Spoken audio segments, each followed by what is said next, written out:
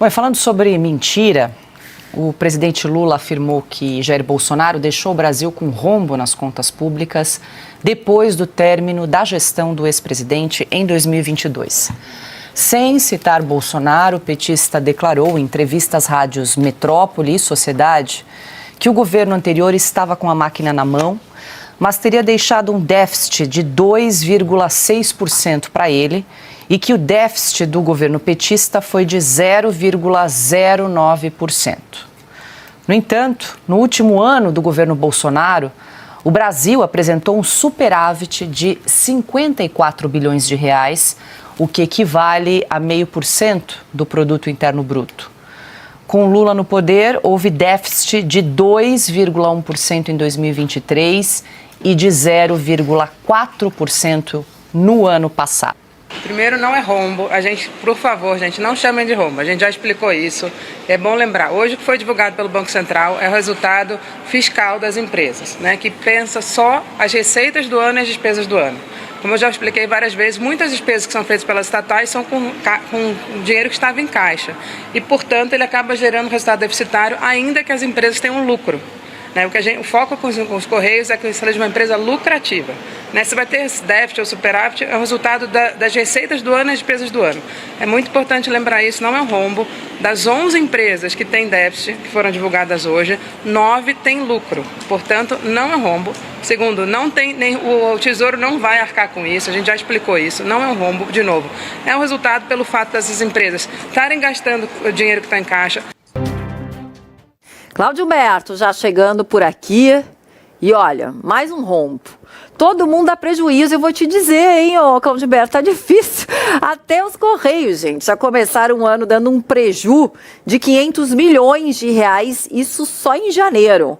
O que aconteceu? Muito dinheiro, Cláudio Humberto. Aí eu fico pensando, sabe que eu estava fazendo conta ontem? O Neymar, por exemplo, ele gasta 7 mil reais de helicóptero, porque está morando no Rio de Janeiro, para ir todo dia para Vila Belmiro. 7 mil reais, para ele não é nada, para ele é troco. Mas quanto por cento da população ganha isso?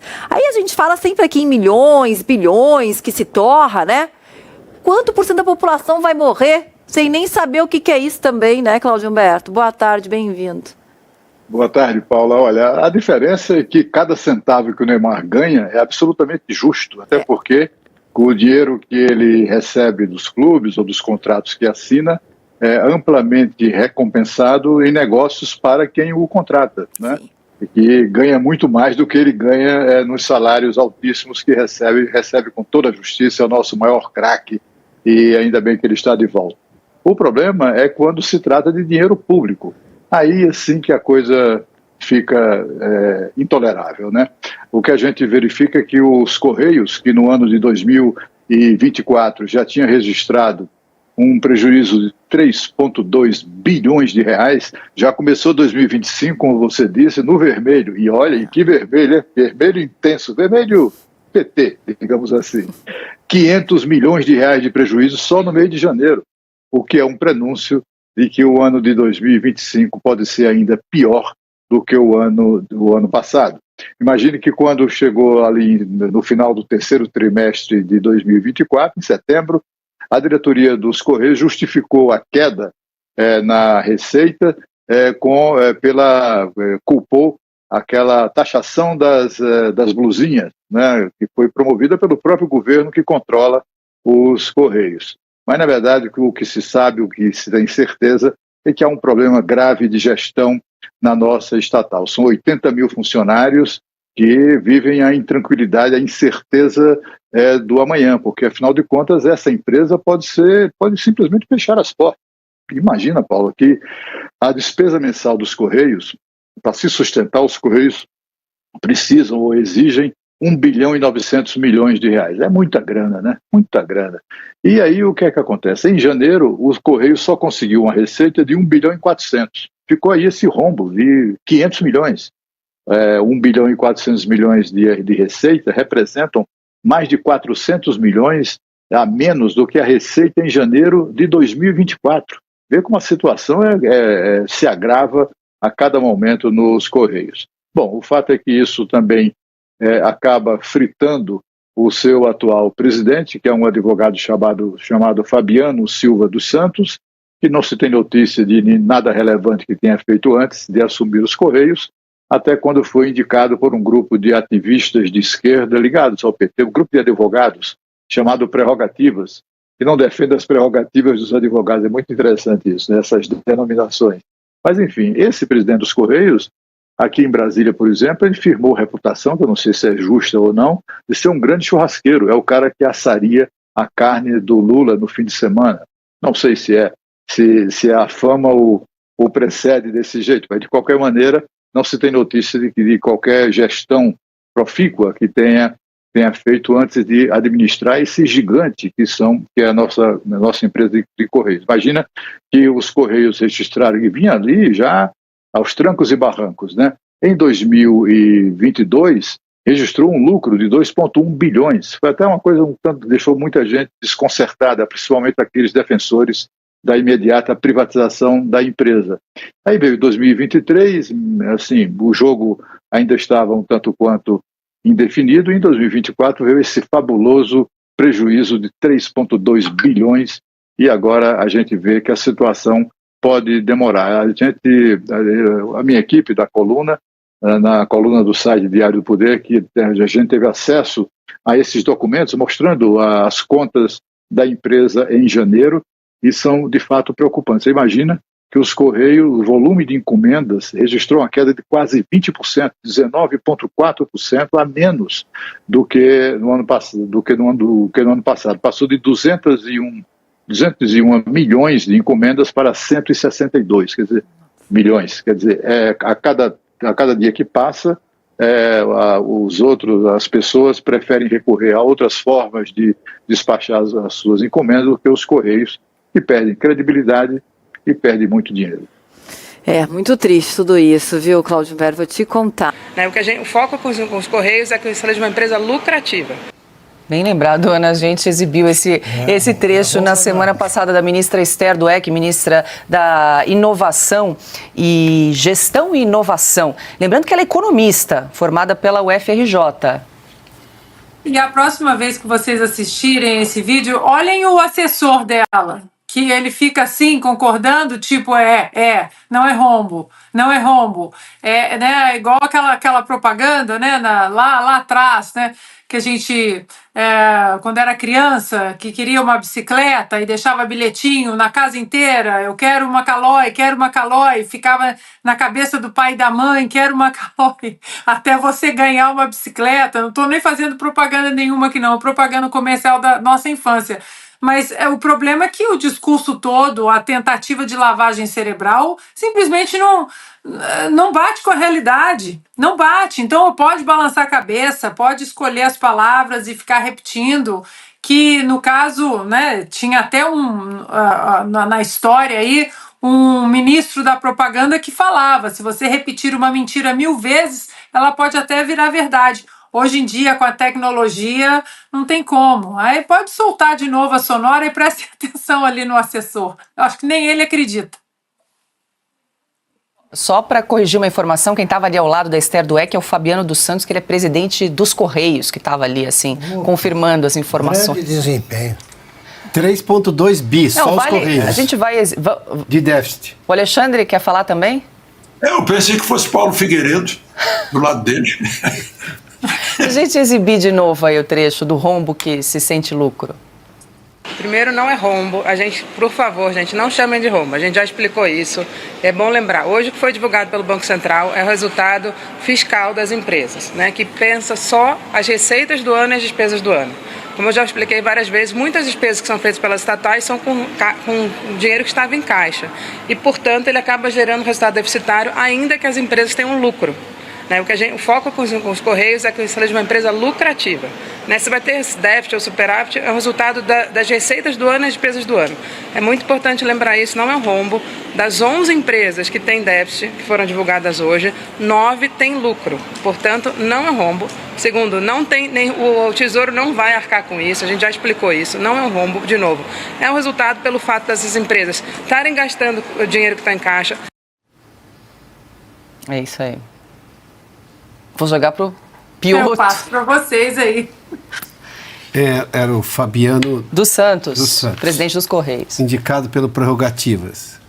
E os Correios teve o maior saldo, o maior déficit, 3,2 bilhões de reais. Está fechando a agência, está tentando fazer um monte de coisa para ver se melhora um pouco esse número. E ela fala assim, está fazendo investimento.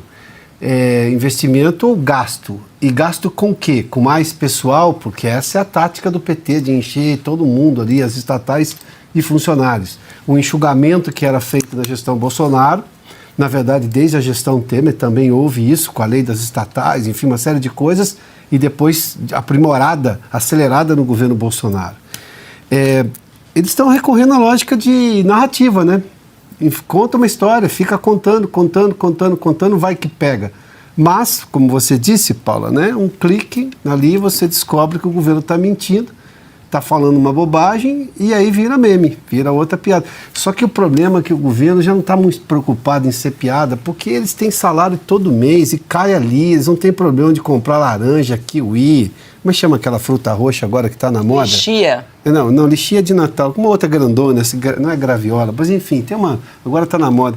Custa caro também, não custa... Pitaia. Pitaia, não é preço de laranja, né? Bom, Paula, você tá ligado... Pitaia é sofisticada, Piotr. Então, não, deve ser isso, né? A laranja tá cara, compra pitaia, deve ser isso, né? Mas enfim, o problema é que eles se viram não, eles vivem bem.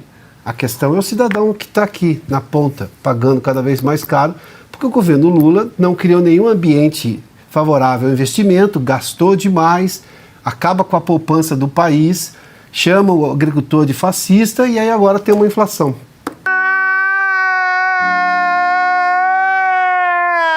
E nesta sexta-feira, o ministro da Fazenda, Fernando Haddad, atribuiu a perda do poder de compra ao que classificou como má administração dos governos de Michel Temer e de Jair Bolsonaro.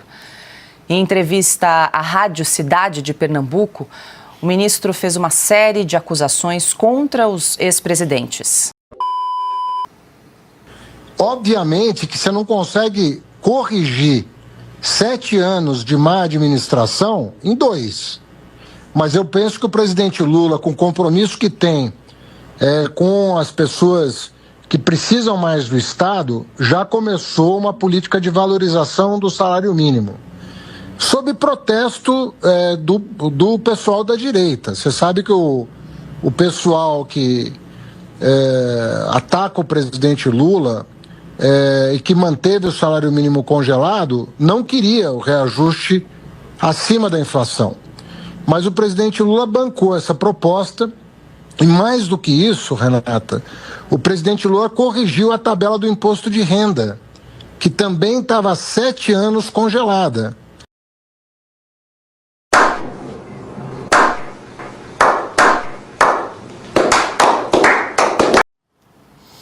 Alexandre, começamos com você. Mais uma vez a gente acompanha aí o ministro da Fazenda, Fernando Haddad, transferindo responsabilidades. Antes era o Bolsonaro, agora sobrou até para o Michel Temer, mas ficou ali.